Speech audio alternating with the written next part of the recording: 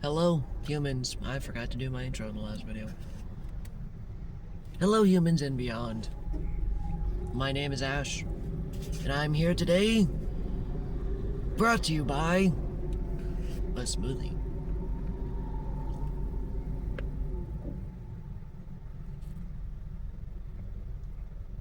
Because you know it gives me energy.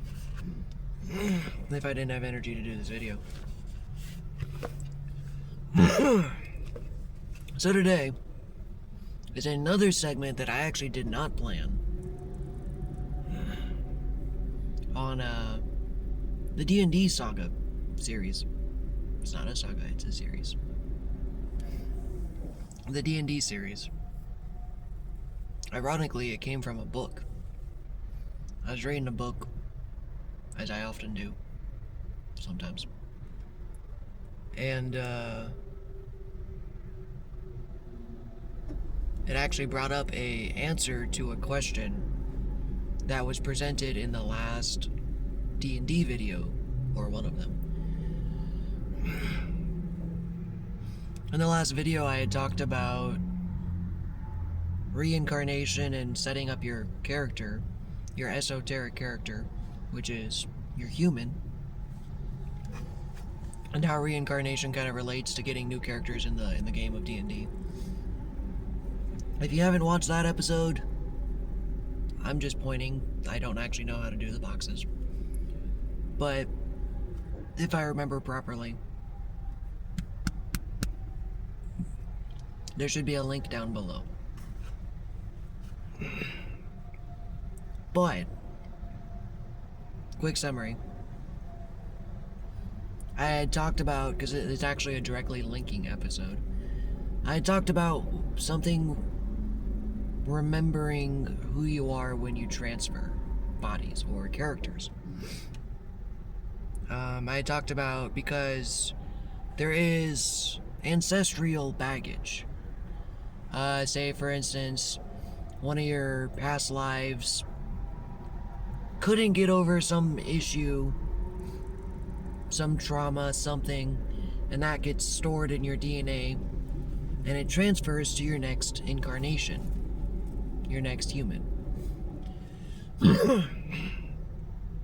And then it continues to do that until you have, well, a crap ton of ancestral baggage, which is so much fun. But that's only the negative side. The positive side, too, is remembering fragments like, I like to draw. So it's been pretty obvious in a past life, or some past life, maybe multiple past lives, I was an artist. That was a trait that carried down throughout lifetimes.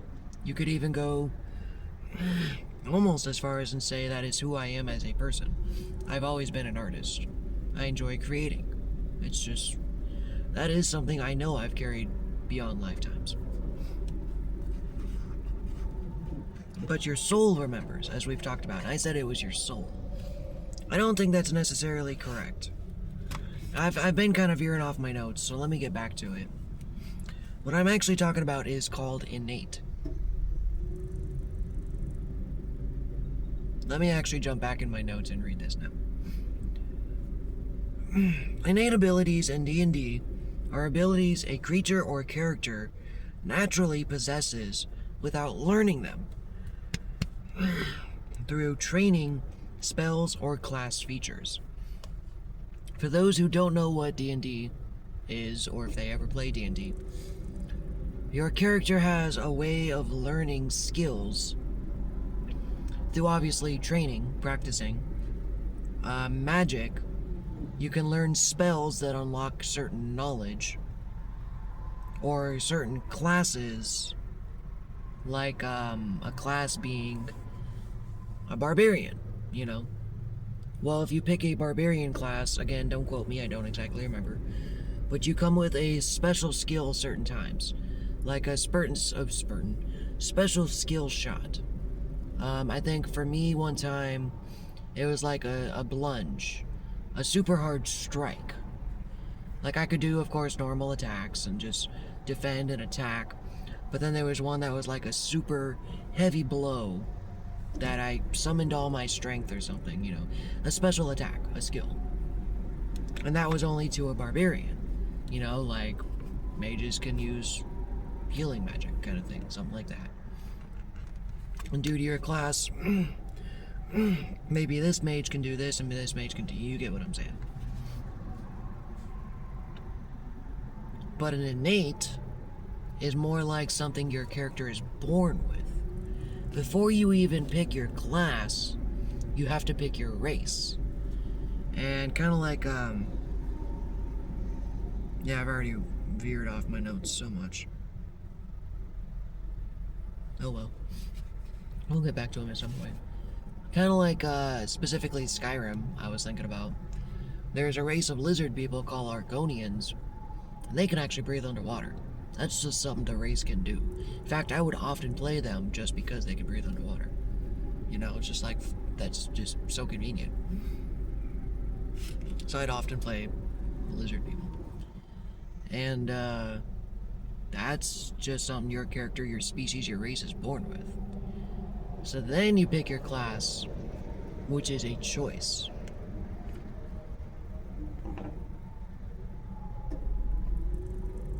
I mean, technically, in D&D you can pick your race. That's a choice. And technically, when you're picking your esoteric character, you can also... We have more free will than we think. Either way, you pick your race, you pick your class, and then you get innate abilities. So I picked this version of me. Well, my past lives say, hey, you used to be an artist, so do art. Make art. I mean, I've always drawn ever since I was a kid, you know. I was one of those kids who just never stopped. All kids draw at some point, but some of them don't stick with it. Most don't. So that may have been an innate ability. I'm just naturally an artist. People just naturally are gifted with certain things. That could very well have been a previous lifetime, you know? Maybe one lifetime you were inspired to pick up a musical instrument, and then it carried with you. That passion, that fiery energy carried with to the next lifetime.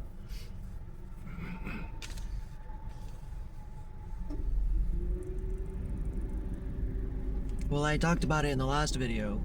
I didn't really give vocalization to it or even attention to it too much. But I had said something about, I'm not really sure why, but when you transfer over, you remember it. Well, it's something called the innate. And I came upon it in a book called The New Human by Cryon. It describes innate as an intelligence, a body-level consciousness that knows far more about you than your waking mind does. What does that mean? Well, I think I had talked about it before. It's kind of like a blueprint. It's like that character reference sheet. When you make your character, in D&D you get this sheet where you write everything and track everything. So as your character grows, you actually erase the numbers and update the numbers and do the math. That's quote-unquote your blueprint of the character. I guess you could essentially call that a form of innate. Because innate's a little more complex than that. But that would be essentially the blueprint. Because that sheet is not your character. It's not your physical character. Sometimes people actually have a little printout, a 3D printout or a model they buy. But typically the character is a mental construct and imagination. But I'm trying to separate, the paper itself is not the character. It's the blueprint for the character. So the innate is kind of like that. It's a intelligence or let's put it this way. I was going to use a metaphor as a computer program. It's like a computer program. Kind of like an operating system. Every computer needs one. And it is quote-unquote the blueprint or the structure of the system itself. Without the operating system, the computer wouldn't operate.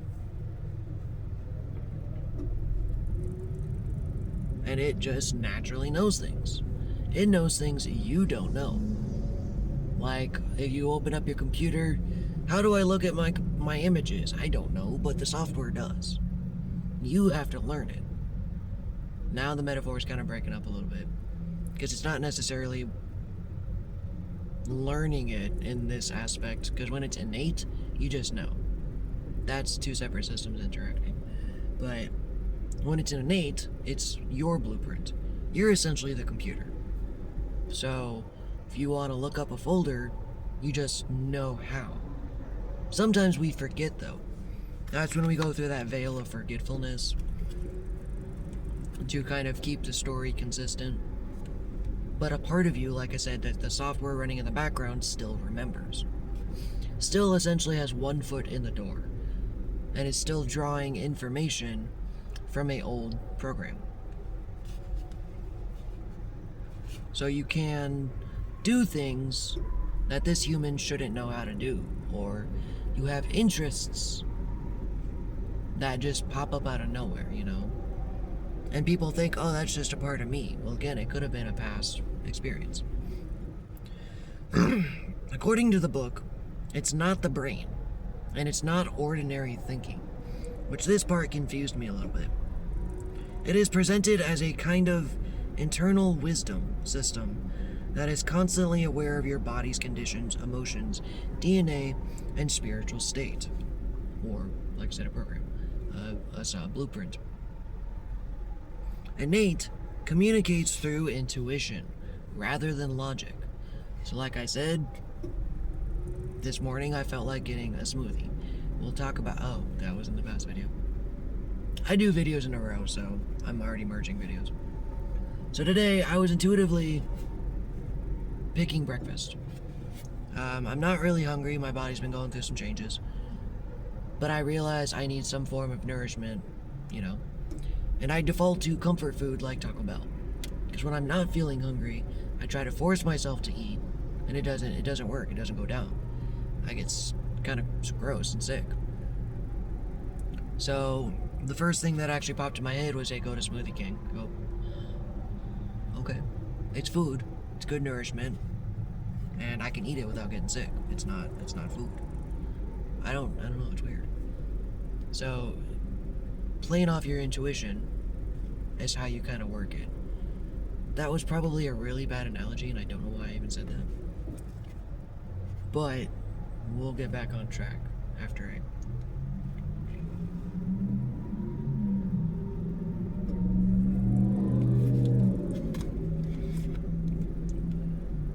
I guess following the intuitive knowing about being an artist.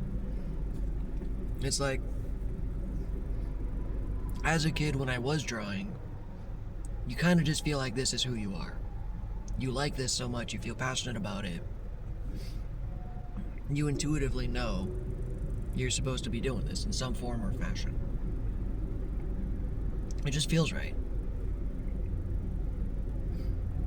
So instead of words, it sends nudges, gut feelings, synchronicities, and subtle knowings. For those who experience intuition, I'm basically trying to explain it like a person who's never understood. We all feel it. In fact, I think it's impossible for someone not to feel their intuition. We just don't know that's what it is. We're unattuned to it, untrained on how to listen to it, and not aware of that's even what it is sometimes. So everyone experiences it, just we don't understand. But it's connected to the DNA. Cryon teaches that a DNA contains more than the biological instructions, and the innate can access information stored within it, the conscious mind. Hold on. It connects to DNA. Cryon teaches that DNA contains more than biological instructions, and that innate can access information stored within it, within the conscious mind that the conscious mind doesn't know. I wrote really shitty notes. I sometimes just jot down ideas, and I go back and I try to read it, I'm like, that's not even a complete sentence. Which that one is not a complete sentence. Basically, Jeez. The brain thinks, but the innate knows. Kind of like I was using that computer analogy. The computer knows everything and knows how to function. But the human, or the brain, has to learn and has to think about it and be like, oh, this is how I do this. And the book, I don't know if the book's goal specifically, it's just a thing I am interpreting by reading it, is to develop relationship with the innate through quiet awareness, intuition, and self-trust, and direct communication with the body, then relying solely on, as opposed to relying solely on analytical thought. Kind of like the book Dune. Why did I write this down?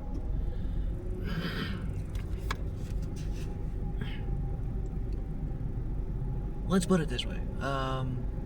The book Dune, for those who haven't seen it or read it, it's a movie and a book. There's a characters,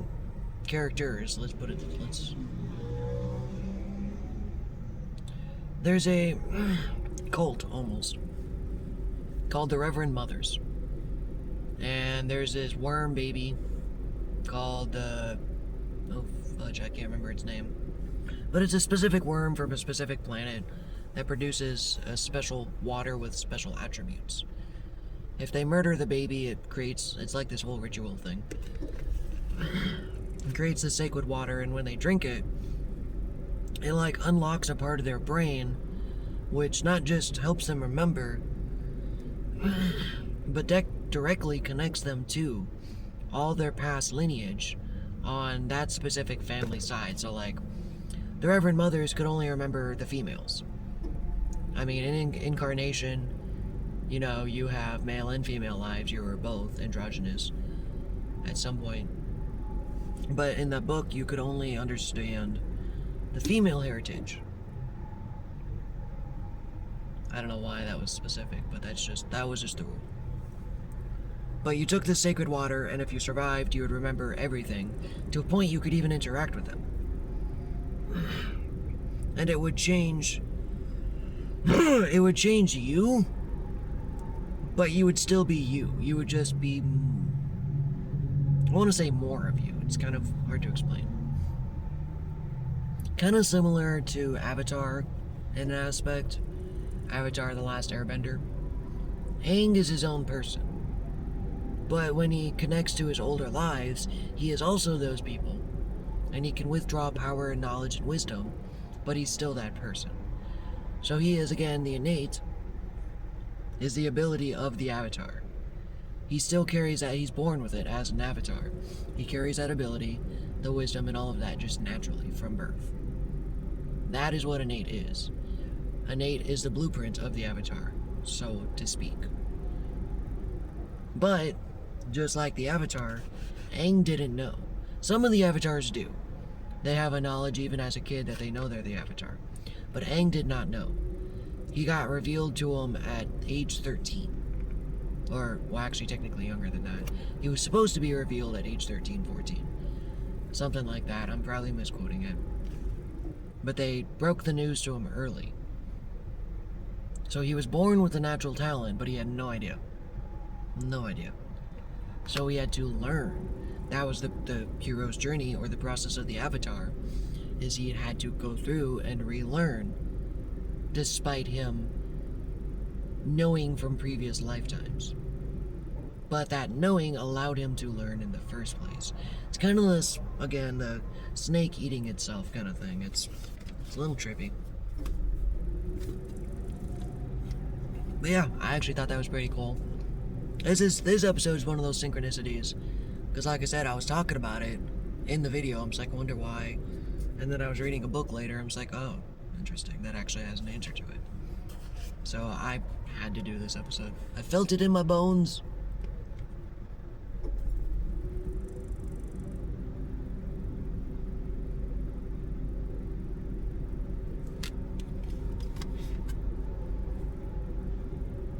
Now what do I feel like doing?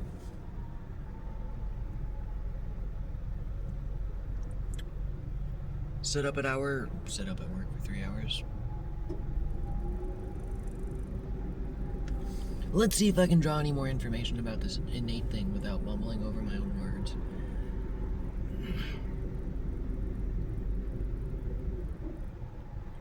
That's it. That's all it's drawing. It's just basically a computer program. A very, very, very sophisticated computer program, almost like an AI. We're almost like AI. AI is consciousness. We download into a body, experience life, learn about it, die, move on to the next one. And then that AI software, the model, still holds the information and experience, even if its memory about it got wiped. It still learned from the experience and changed like its grammatical patterns, kind of thing.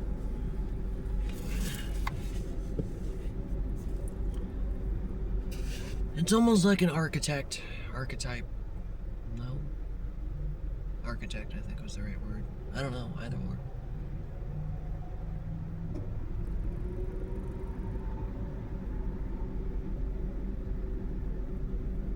Yeah, I don't know. I'm so used to these episodes being longer, it's like I want more to come out. But I don't think there's anything left. These episodes can be short. It's okay. Not every episode has to be 40 minutes.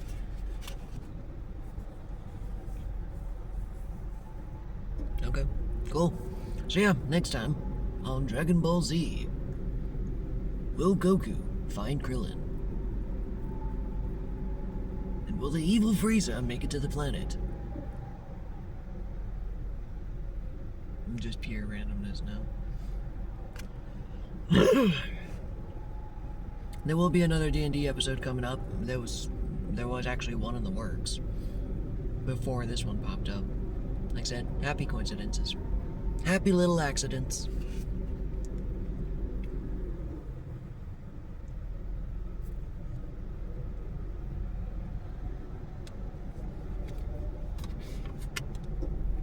Y'all have a good day.